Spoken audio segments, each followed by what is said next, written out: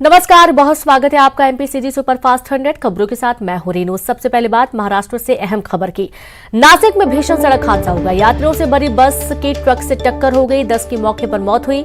40 लोग घायल बताए जा रहे हैं। शिरडी ये सभी लोग जा रहे थे और इसी दौरान हादसे का शिकार हो गए। कुछ तस्वीरें भी आई हैं, आप टीवी स्क्रीन पर देख सकते हैं, जहां महाराष्ट्र में नासिक में एक बड़ा भीषण सड़क हादसा हुआ है।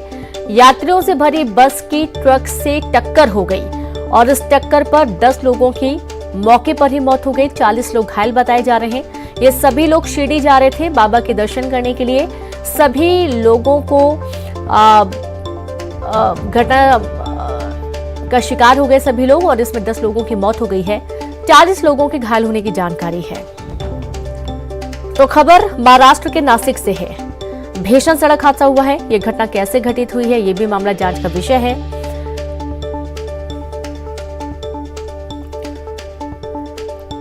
तो बड़ी खबर आपको दे रहे हैं महाराष्ट्र के नासिक से।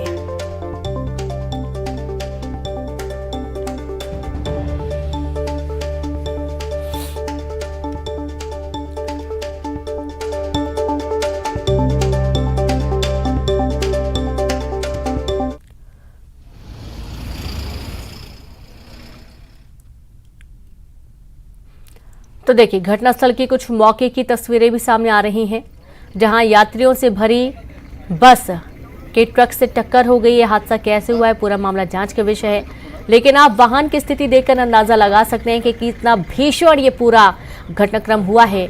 10 लोगों की मौके पर ही दर्दनाक मौत हो गई। कई लोगों के जख्मी होने की जानकारी है। सभी को अस्पताल भर्ती किया गया। बड़ी खबर है नासिक में, जहां भीषण सड़क हादसा हुआ है।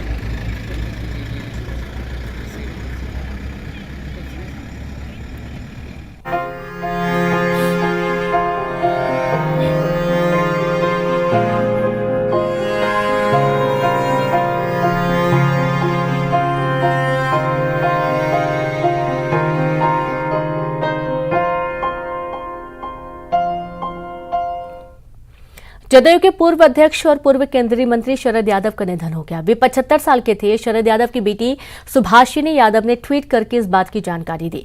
सुभाषिनी ने अपने ट्वीट में लिखा, पापा नहीं रहे। सूत्रों के मुताबिक अपने अंतिम समय में वे बीमार चल रहे थे और उनका इलाज गुरुग्राम के फोर्टिस हॉस्पिटल में चल रहा था।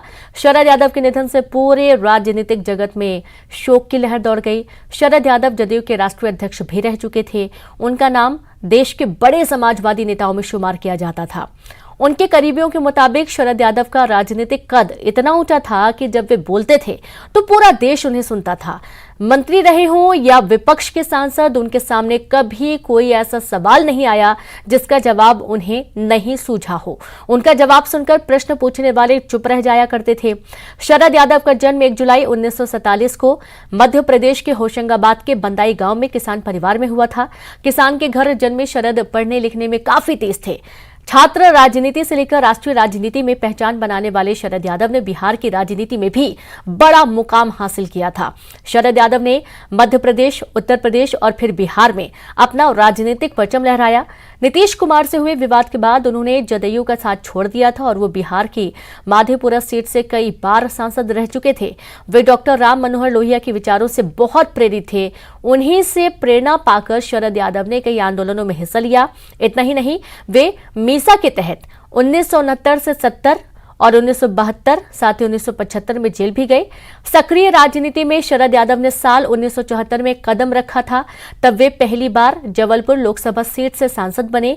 वे कुल 7 बार यूपी, एमपी और बिहार से चुनकर लोकसभा पहुंचे थे। उनके राजनीतिक कद का अंदाजा इसी बात से लगाया जा सकता है कि वे कई सरकारों में केंद्रीय मंत्री भी रहे। शरद यादव ने अपने खुद की पार्टी की लोकतांत्रिक जनता दल शुरू की थी। मार्च 2020 में उन्होंने लालू यादव के संगठन राजद में विलय कर लिया और उन्होंने कहा था कि एकजुट विपक्ष की ओर पहला कदम था।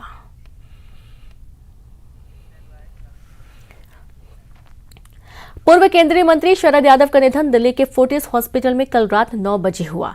आपको बता दें कि पूर्व केंद्रीय मंत्री का पैतृक गांव होशंगाबाद के बंदाई गांव में है और इसलिए उनका अंतिम संस्कार उनके पैतृक गांव में 14 जनवरी को किया जाएगा। फिलहाल उनका पार्थिव शरीर दिल्ली स्थित आवास 5A विस्टेंट छतरपुर फार्म पर अंतिम दर्शन के लिए रखा गया है। में 13 साल तक अध्यक्ष रहे पूर्व कैबिनेट मंत्री शरद यादव अब हमारे बीच में नहीं रहे।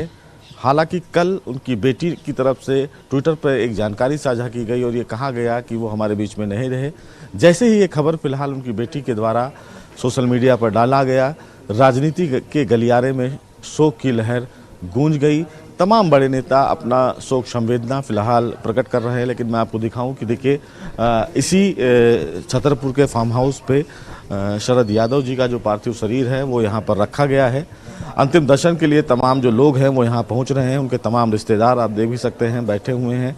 ये माना जा रहा है कि कई बड़े नेता फिलहाल यहाँ पर शोक संवेदना व्यक्त करने के लिए पहुँचेंगे, लेकिन तमाम जो लोग हैं उनके चाहने वाले हैं वो इसी छतरपुर फार्म हाउस पर पहुंचकर उनके अंतिम दर्शन कर रहे हैं। ये भी बताया जा रहा है कि उनके परिवार वालों की तरफ से कि कल मध्य प्रदेश के होशंगाबाद में फिलहाल उनके इस अंतिम शरीर को रखा जाएगा, जहां पर उनका अंतिम संस्कार किया जाएगा। लेकिन तमाम जो फिलहाल उनके घर से जुड़े लोग हैं, उनके रिश्तेदार हैं, वो फिलहाल यहाँ पर पहुंचकर अंतिम दर्शन कर रहे हैं। चूँकि शरद यादव एक बड़े राजनीतिक नेता थे और इसीलिए तमाम जो बड़े नेता उनके समय के नेता हैं वो शोक संवेदना व्यक्त करके ये जानकारी साझा कर रहे हैं। बड़े नेताओं का आना जाना यहाँ शुरू हो गया है, रिश्तेदारों का आना जाना शुरू हो गया है उनके अंतिम दर्शन को। लेकिन एक बड़ी क्षति राजनीति के इस बड़े आयाम को देखने लिए जो अब शरद यादव की जगह नहीं ले सकता है। कैमरामैन आकाश के साथ सुशील पांडे, न्यूज़ 18 छतरपुर। और चलिए अब सीधी तस्वीरें दिखाएंगे प्रधानमंत्री नरेंद्र मोदी की। देखिए तस्वीरें जब आदरणीय नरेंद्र मोदी जी,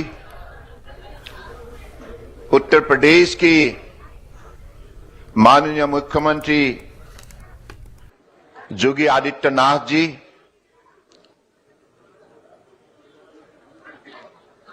ऑनलाइन से जुड़े हुए गुवाहाटी से हमारे असम के मुख्यमंत्री डॉक्टर हेमंत बिश्व शर्मा जी, बिहार के उप मुख्यमंत्री जो पटना से जुड़े हुए तेजस्वी यादव जी, हमारे राज्य मंत्री श्रीपद नायक जी, शांतनु ठाकुर जी और उत्तर प्रदेश की परम आदरणीय मंत्रीगण, सांसदगण, विधायकगण और बिहार, वेस्ट बंगाल, असम की परम आदरणीय मंत्रीगण, सांसदगण, विधायकगण और मेरे प्यारे भाइयों और बहनों और हमारे पत्रकार बंधु, सबसे पहले मैं आप सबको इस पवित्र नगरी में स्वागत करता हूं। भगवान शिव जी का ये पवित्र नगरी है। ये पवन अवसर पर हम लोग सब एकत्रित हुए हैं। हमारे देश की आदर्शवादी नेता प्रधानमंत्री मोदी जी के नेतृत्व में आज देश दुनिया की एक सर्वश्रेष्ठ राष्ट्र बनने जा रहा है और इसी अवसर पर हम लोगों ने एक नई कदम मोदी जी के मार्गदर्शन से, उनकी दिखाई हुई दिशा से आप शुरू होने जा रहा है। आप सबको मालूम है पिछले 8 साल के अंदर देश की में बसे हुए जलमार्ग को तो आज गंगा विलास को हरी झंडी दिखाने वाले हैं प्रधानमंत्री नरेंद्र मोदी। वीडियो कॉन्फ्रेंस के माध्यम से इस पूरे कार्यक्रम से जुड़े, आगे भी आपको तस्वीरें दिखाते रहेंगे। अब बात करेंगे नरसिंहपुर से बड़ी खबर की, जहां नरसिंहपुर में स्कूल की छात्रा के साथ छेड़खानी का मामला सामने आया। स्कूल में छात्रा के साथ छेड़खानी का मामला, जहां स्कूल प्रबंधन के खिलाफ लोगों ने किया प्रदर्शन, तो वहीं छेड़खानी का आरोप लगाते हुए स्कूल के ड्राइवर पर यह आरोप लगाया गया था। महिला थाने में पॉक्सो एक्ट के तहत मामला दर्ज हुआ है। हालांकि इस पूरे मामले में पुलिस ने तुरंत कार्रवाई की और आरोपी जो ड्राइवर है उसे गिरफ्तार कर लिया गया। महज 4 साल की मासूम बच्ची है जिसके साथ इस तरीके से छेड़खानी की गई है और उसे ड्राइवर ने धमकाया भी कि अगर उसने इस बात की जानकारी किसी को भी दी, किसी को भी बताया तो उसके साथ वे मारपीट करेगा। और यही डर के कारण मासूम बच्ची ने किसी से कुछ कहा नहीं। जब उसकी तबीयत अचानक से खराब होने लगी, वो काफी टेंशन में आ गई, तब जाकर उसके परिजनों ने उससे पूछा और उसने ये इस पूरे घटनाक्रम की जानकारी अपने परिजनों को दी। मेडिकल के लिए भेज दिया गया है। पूरे मामले की जांच की जा रही है। हालांकि परिजनों का यह भी कहना है कि वो जानकारी छुपाना चाहते हैं अपनी बच्ची की और यही कारण है कि सामने कोई भी नहीं आ रहा है। लेकिन आप ये देखिए कि जोरदार प्रदर्शन किया गया, स्कूल प्रबंधन के खिलाफ भी नारेबाजी की गई और पुलिस ने इस पर तुरंत कार्रवाई की। आरोपी ड्राइवर को गिरफ्तार कर लिया गया।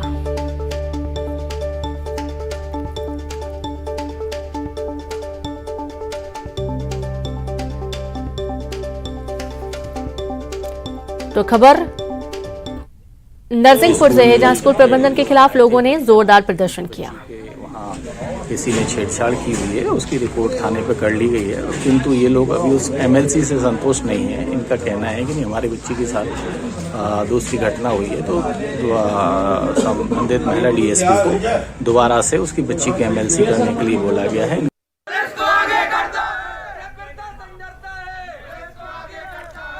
तो देखा आपने और संवाददाता आशीष जुड़े हैं। आशीष, पूरा घटनाक्रम सामने आया है, आरोपी के खिलाफ कार्रवाई की बात कही जा रही है, क्या स्कूल प्रबंधन के खिलाफ भी कोई कार्रवाई की बात सामने आई है आशीष?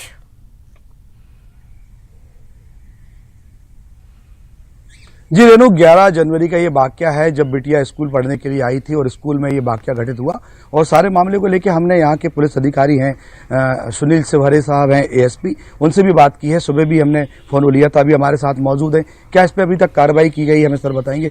सर, क्या अभी स्कूल प्रबंधन से कोई बात हुई है, उस पर कोई डिस्कशन हुआ है या उनकी कोई जाँच है अभी? स्कूल प्रबंधन से तत्काल मैंने अपने एसडीओपी को भेजा था, उसने जाके वहाँ जांच की है, पूरी हर एक चीज़ को, वहाँ कैमरे वगैरह हैं, सभी चीज़ों को देखा है और जैसे ही मामला संज्ञान में आया था पुलिस ने तुरंत कार्रवाई करते हुए बच्ची का मेडिकल वगैरह कराया और आईपीसी, पॉक्सो अधिनियम और SC/ST एक्ट की धाराओं के तहत मामला कायम किया। सर, क्या परिवार ने क्या बताया कि कैसे पूरा वाकया हुआ? परिवार ने यही बताया था कि ऐसे ऐसे बच्ची के साथ गलत हरकत की गई है, पर बच्ची से हमारी महिला डीएसपी ने पूछताछ की, उसकी मां से पूछताछ की और जो तथ्य आए उसके आधार पर उचित वैधानिक कार्रवाई जो होती है तत्काल की गई। आरोपी को हिरासत में लिया गया है। हंगामेबाजी होती रही रात में, अभिभावक लोग अस्पताल प्रबंधन के ऊपर भी नारेबाजी करते रहे। क्या अस्पताल में ऐसी कौन सी बात हो गई जिसको लेके नाराज नजर आ रहे थे? थोड़ा सा ये मुझे समझ में आया कि वो एमएलसी को लेकर खुश नहीं थे, इसलिए दोबारा से एमएलसी, चूंकि उन्होंने मुझे आके बताया, मैंने कहा अगर ऐसा है तो हम दोबारा से एमएलसी करवाते हैं और तत्काल फिर उनकी दोबारा से एमएलसी भी कराएंगे। आरोपी से सर आपकी बात हुई है, क्या बता रहा है या कितना संगीन मामला लगता है? आरोपी से हमारे आईओ ने बात की हुई है, यद्यपि आरोपी इस संबंध में अभी कुछ बता नहीं रहा है और उससे पूछताछ की जा रही है।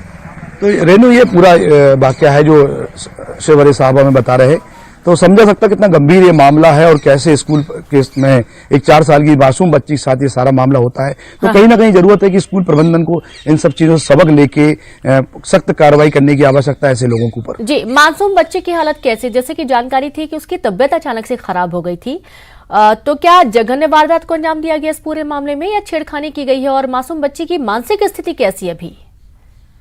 सर, ये बच्ची से आपकी बात हुई है तो उसकी मानसिक स्थिति कैसी है, वो कितना जघन्य अपराध आपको समझ में आता है? बच्ची की स्थिति ठीक है। बच्ची की मेरी महिला अधिकारी ने बात की हुई है, मेरी बात नहीं हुई, महिला अधिकारी ने बात की हुई है बच्ची से और बच्ची अभी ठीक है। कितना जघन्य अपराध समझ में आता सर, ऐसे वाकया होना समाज के लिए भी तो एक बड़ा सबक है कि कहीं ना कहीं लोग कैसे अब अपने बच्चों को निजी स्कूल में भेजेंगे पढ़ाने के लिए। निसंदेह ये बहुत गंभीर घटना है और इसीलिए इसके सभी पहलुओं से जांच की जा रही है और जिसमें जिस जिस व्यक्ति की जो जवाबदारी होगी वो तय की जाएगी। तो ये साफ है रेणु की अब जांच आगे बढ़ रही है और किस तरह से क्या पहलू सामने निकल के आएंगे, किन लोगों पे ये जिम्मेदारियां और तय होंगी। अभी जांच बाकी है। फिलहाल FIR दर्ज हो गई है, छेड़खानी का मामला पुलिस ने रजिस्टर्ड कर लिया है। इसके साथ ही पॉक्सो की धारा के तहत भी कार्रवाई कर रहे हैं, लेकिन जांच जो है अभी बंद नहीं है। आरोपी हिरासत में है, आरोपी से भी तमाम पूछताछें चल रही हैं और उसके बाद अभी जो नए तथ्य आएंगे वो भी इस जांच में शामिल किए बिल्कुल, बहुत शुक्रिया आपका आशीष, तमाम जानकारी साझा करने के लिए, बातचीत करने के लिए। तो सुना आपने, यहाँ पर आरोपी गिरफ्तार कर लिया गया है और जो बच्ची उसका मेडिकल परीक्षण के बाद और आगे की जांच शुरू की जाएगी। छत्तीसगढ़ के आईएएस पीएन बालगन के यहां छापेमारी का मामला सामने आया है। केंद्रीय जांच एजेंसी ईडी द्वारा छत्तीसगढ़ में सर्च ऑपरेशन चलाया जा रहा है। 3 राज्यों में चल रही है करीब 10 लोकेशन पर छापेमारी। छत्तीसगढ़, झारखंड, कर्नाटक के बैंगलोर में सर्च ऑपरेशन चलाया जा रहा है।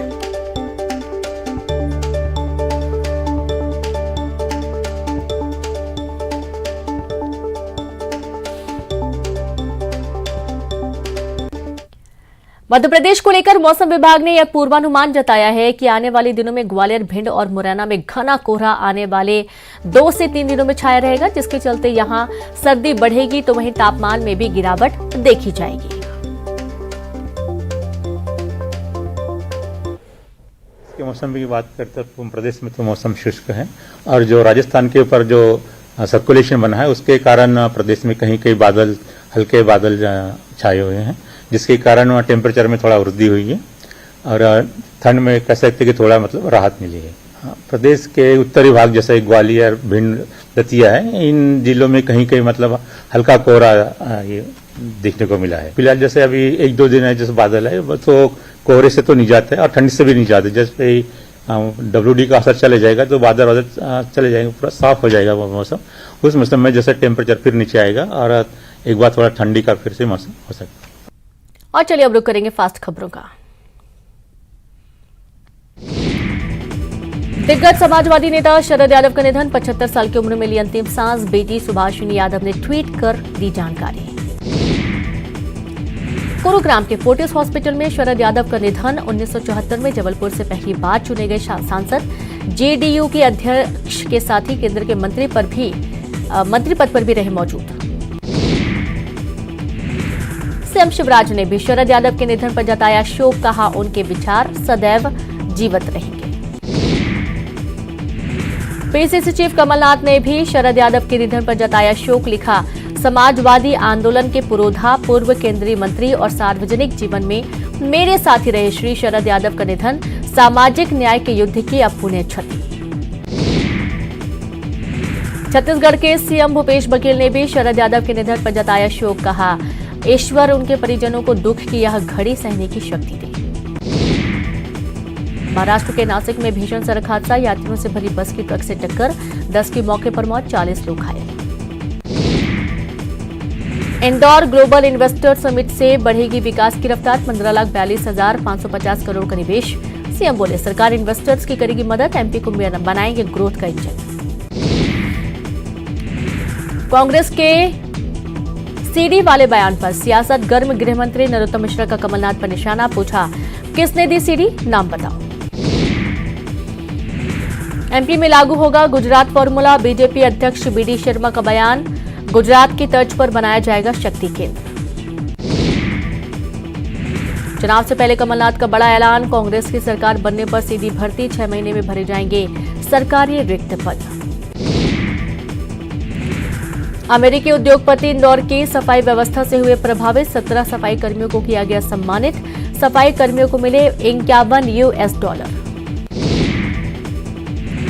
एमपी में स्कूल शिक्षा विभाग की अनूठी पहल, सरकारी स्कूलों में खोलेंगे मुख्यमंत्री अध्ययन केंद्र, निजी स्कूलों से होगा मुकाबला। बैतूल पहुंचे किसान नेता राकेश टिकैत, मुल्ताई में मृतक किसानों को दी श्रद्धांजलि, 12 जनवरी 1998 को पुलिस फायरिंग में 24 किसानों की हुई थी मौत। श्योपुर कांग्रेस विधायक बाबूलाल चंदेल के बिगड़े बोल, कहा सरकार आई तो चिंता मत करो, बकरियां जलाने वालों को जिंदा जला दूंगा। सागर में एएसआई से मारपीट का आरोपी गिरफ्तार, कोर्ट ने आरोपी चंद्रहास दांगी को भेजा जेल, एएसआई का अपहरण कर की थी मारपीट। ग्वालियर नगर निगम में 2022-23 के लिए 2100 करोड़ रुपए का बजट तय, 9 लाख रुपए की बचत का होगा नया बजट। एमआईसी ने बजट तय कर निगम परिषद को भेजा। नरसिंहपुर में स्कूल की छात्रा के साथ छेड़खानी, स्कूल के ड्राइवर पर छेड़खानी का आरोप, स्कूल प्रबंधन के खिलाफ लोगों ने किया प्रदर्शन। मध्य प्रदेश में अभी और सताएगी सर्दी, मौसम विभाग ने दी चेतावनी, कई जिलों में शीतलहर चलने के दिए संकेत। उज्जैन में ठंड के चलते रैन बसेरे पुल फुटपाथ पर सोने को मजबूर हुए लोग, प्रशासन ने अलाव की व्यवस्था के दिए आदेश। नरसिंहपुर के ऐतिहासिक बरमान मेले का शुभारंभ, बरमान रेत तट पर किया गया शुभारंभ, एक पखवाड़े तक चलेगा मेला। हरदा में कमल खेल महोत्सव का समापन, 6000 खिलाड़ियों ने लिया हिस्सा, समापन कार्यक्रम में जमकर नाचे कृषि मंत्री। मंडला में खाद की किल्लत से अन्नदाता परेशान, गोदामों में खाद के लिए अफरा तफरी, सुबह से ही लाइन में लग रहे किसान। खरगोन में निजी यात्री बस पलटने से एक यात्री की मौत, करीब 15 यात्री घायल, कालमुखी से सनावद आ रही थी बस। भोपाल गैस कांड में केंद्र की क्यूरेटिव याचिका पर सुनवाई, सुप्रीम कोर्ट ने सुरक्षित रखा फैसला, सरकार चाहती है पीड़ितों को कंपनी दे अतिरिक्त मुआवजा। डिंडौरी में बीज वितरण में चल रहा घोटाले का खेल, कृषि विभाग के लिस्ट में मृत किसान का नाम, मृतक किसान के नाम पर बांटी बीज। ग्वालियर की युवती के साथ दुष्कर्म, बाहर घुमाने के बहाने दिया वारदात को अंजाम, युवक के खिलाफ दुष्कर्म का मामला दर्ज। खरगोन में बेकाबू कार ने कोर्ट के सामने राहगीरों को रौंदा, 4 राहगीरों सहित एक गंभीर रूप से घायल, चालक के नशे में होने की जताई जा रही आशंका।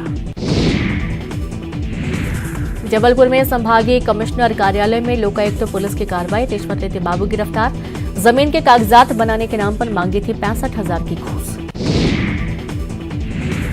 अब शहरों की तरह अब गांवों में भी लगेगा सीसीटीवी, अपराधों का पता लगाने में मिलती है मदद, झिरी के सरपंच ने पहले ही लगवा दिए हैं सीसीटीवी।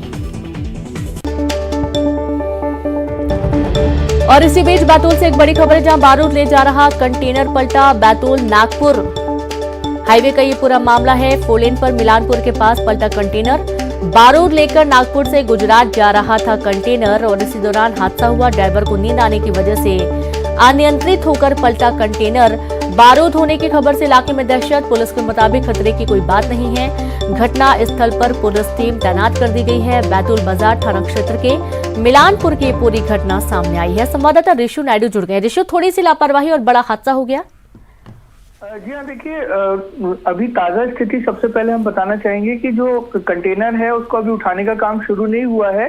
जो बारूद उसमें भरा था, नागपुर से गुजरात की तरफ ये बारूद ले जाया जा रहा था। पुलिस का ये कहना है कि ब्लास्टिंग के लिए जो माइंस होती हैं वहाँ ब्लास्टिंग के लिए इस तरह का जो बारूद है वो यूज किया जाता है, लेकिन अभी फिलहाल खतरे की कोई बात नहीं है। पुलिस का कहना है पूरा सुरक्षा व्यवस्था लगाई गई है और अभी बारूद जो जितना भी माल भरा हुआ था ट्रक में पूरी तरह सुरक्षित है। ड्राइवर की जरूर लापरवाही सामने आई है, क्योंकि इतना संवेदनशील मामला होता है बारूद और इस तरह के ज्वलनशील पदार्थ, विस्फोटक पदार्थ ले जाना, उसके बावजूद नींद के झोंके में अनियंत्रित हो गया ट्रक और पलट गया। इसमें बड़ी घटना भी हो सकती थी। अगर ट्रक में मान लीजिए आग लग जाती तो एक बहुत बड़ा हादसा यहाँ पर हो सकता था। हालांकि गनीमत है कि इस तरह की कोई घटना नहीं हुई है। फिलहाल पुलिस का कहना है कि आज पूरे दिन जो है ये माल जो है दूसरे ट्रक में शिफ्ट करा के भेज दिया जाएगा जहां ये जा रहा था। और यातायात बताना चाहेंगे पूरी तरह से बहाल है, किसी तरह की यातायात में दुविधा नहीं आई है इस घटना से। जी बिल्कुल, गनीमत ये रही कि कोई हादसा नहीं हुआ यहाँ पर ऋषु, वरना एक बड़ा घटनाक्रम हो सकता था, क्योंकि यातायात भी प्रभावित होता, आग भी लग सकती थी। अब चूंकि इसमें ऐसा सामान लोड हो रहा था जिसमें थोड़ी सी भी आग लगने में पूरा बारूद भड़क सकता था। जो ड्राइवर है क्या वो अकेला था, साथ में और कोई साथी मौके पर मौजूद था? जी देखिए, ड्राइवर के साथ उसका एक साथी भी था। उन दोनों को भी हल्की चोटें आई हैं, उनका भी इलाज जारी है। और जहां तक घटना की बात करें तो एक बहुत बड़ा हादसा हो जाता। ये बिल्कुल बात सही है कि अगर गनीमत ये रही कि ठंड का मौसम था और जिस तरह से ट्रक गिरा उसमें आग नहीं लगी, अगर आग लग जाती तो ये बहुत ही बड़ा हादसा होता। बिल्कुल, बहुत बड़ा हादसा हो सकता था। गनीमत ये रही कि कोई जान माल का नुकसान नहीं हुआ। ऋषु, यहाँ पर बहुत शुक्रिया आपका तमाम जानकारी साझा करने के लिए। और इसी के साथ इस बुलेटिन में इतना ही। नमस्कार।